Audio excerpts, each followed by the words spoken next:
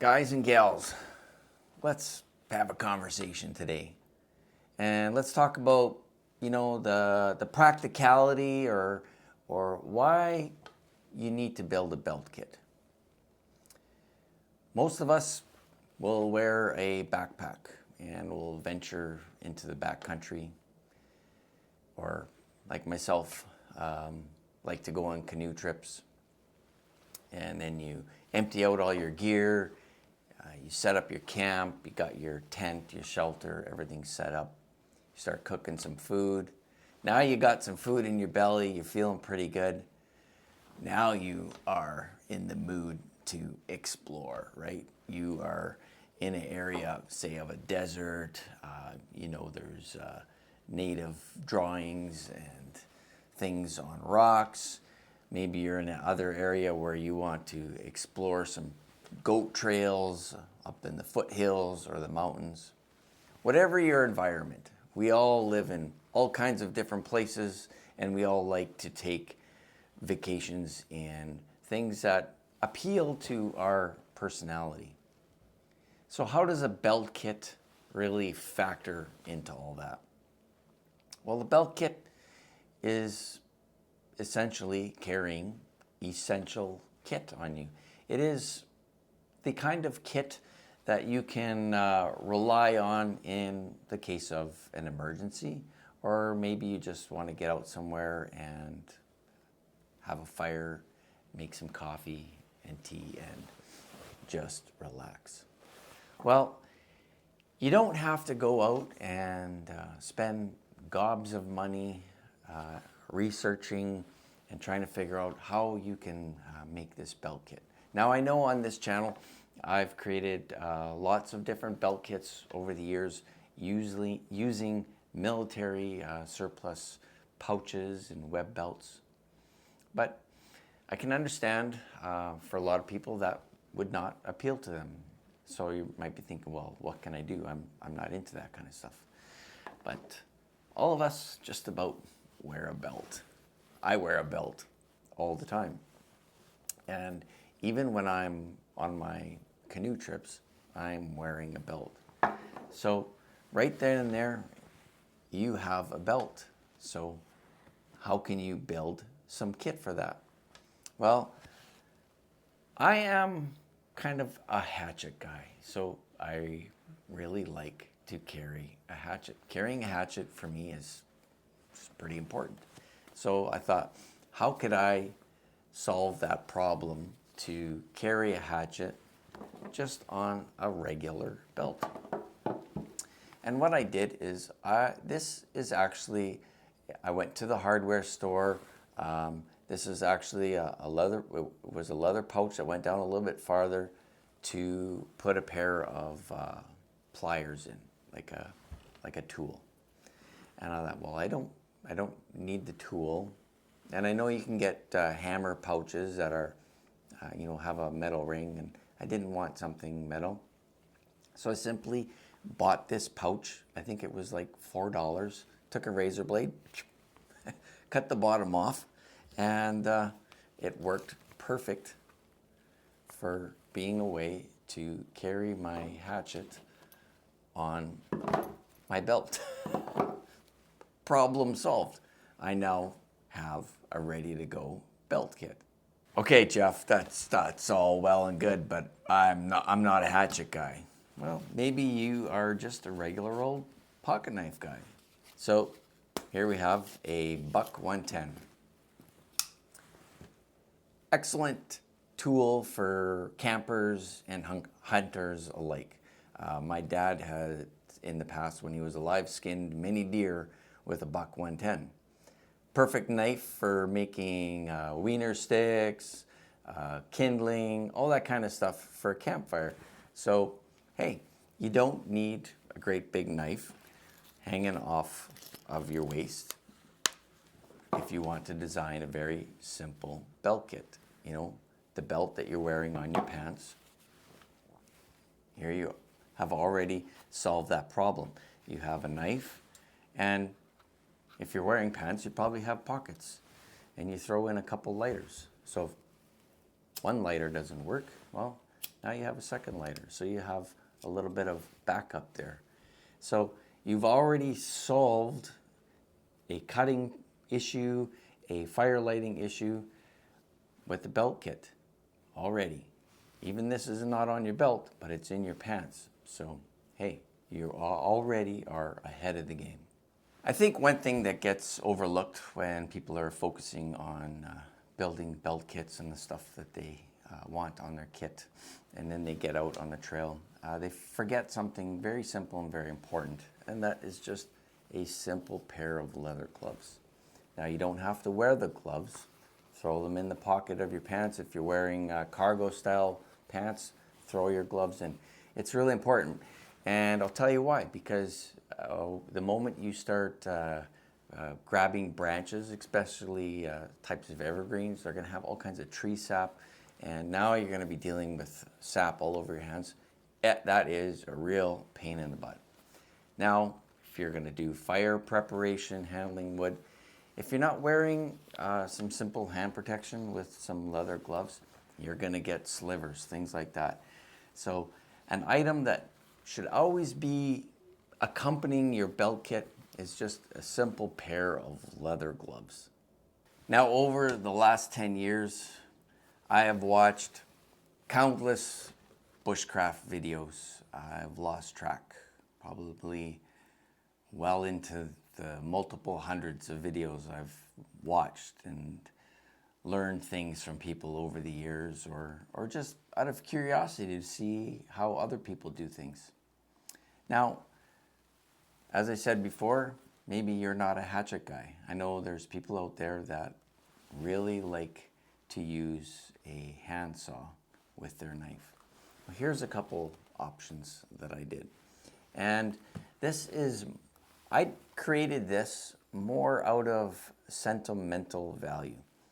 My daughter was really young at the time, and she had outgrown her fancy little cowboy boots that we got her to wear. So I thought, oh man, kids are growing up. Now my kids are adults, right? But back then it was like, oh, daughter's growing up, she outgrew these really nice boots.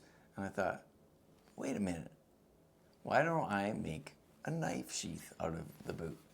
So that's exactly what I did. See, a cowboy boot already comes well sewn with the loop that you can grab to slide on the boots. So what I simply did is, where the boot comes around, I cut out a section of it, held the knife out, figured out how long of a section. Now, obviously, it's not sewn perfectly, but that doesn't matter. This is the first one I've ever made, and so I laid it out flat, drilled all the holes with my cordless drill, and then sewed it together with bank line, and it works really well. Like, that knife locks in there. So when I'm wearing my belt,